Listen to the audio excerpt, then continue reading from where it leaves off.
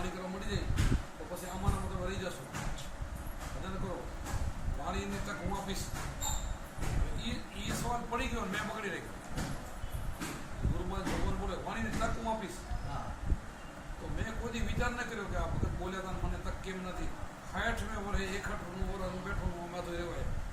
પછી મેં વાણી બોલ્યો, તક આપી દીધી. વચ્ચે મેં ક્યાંય એવી ચિંતા ન કરી કે ભગત બાપા બોલ્યા હતા, હું વાણી ક્યારે કરીશ, થશે કે નહીં થાય.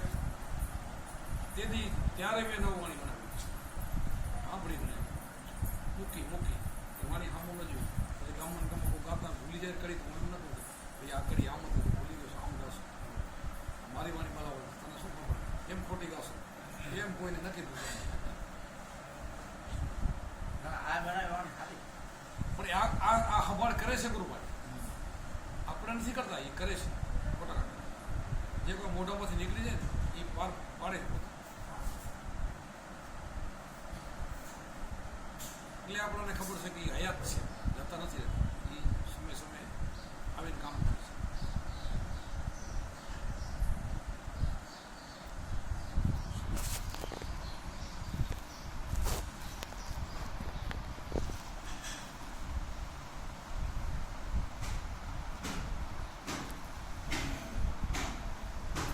અને જે આપણા ગુરુમાં જ બોલે કે આપણે કાલ તમે ભજન કરીને બોલો, એ બોલ્યાવાનું જુદું.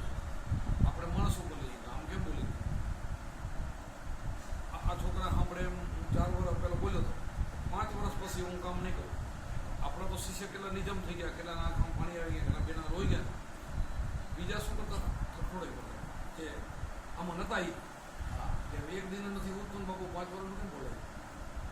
એ પછી તો મને આશ્રમમાં કહીએ દીધું બાપુ તમને 5 વર્ષની ખબર છે. મને ખબર નથી, બોલી એને ખબર હશે. જે બોલી ગયો એને ખબર હોય, મને ન હોય.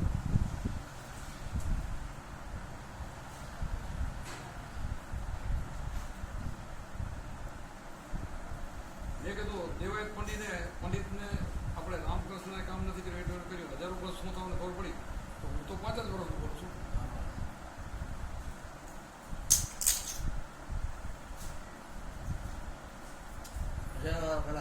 કીધું ને એનો કોઈ વાંધો કેવું બોલ્યા થાય એટલું બધું જેમ બોલે એમ થાય એટલું બધું. તેથી તો એ ગાંઠ પણ મને ખપે હોય ને શું કાઢે આવું તો શું થતું હશે. તેથી જોયું નથી એવો જો એ સમયમાં બોલી ગયા બોલી ગયા એટલે વિચારો જો આવું તો થાય.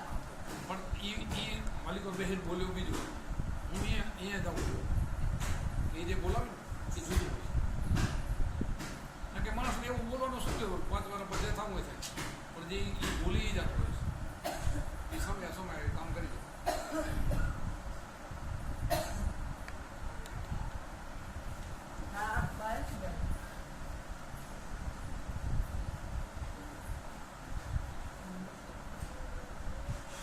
મારા વાણી ગાતા એટલે એમ કે મુદા દીવા લટાશે એટલે મુદા દીવા લટકાવે ધોઈ ના જાય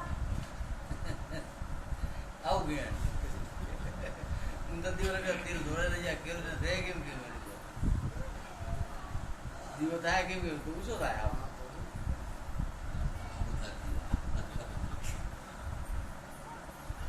હાલત કે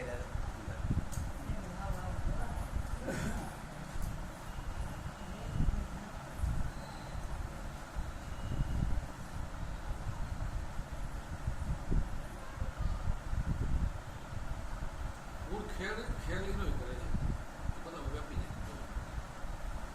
ખેલ એક જ ગણેલો છે.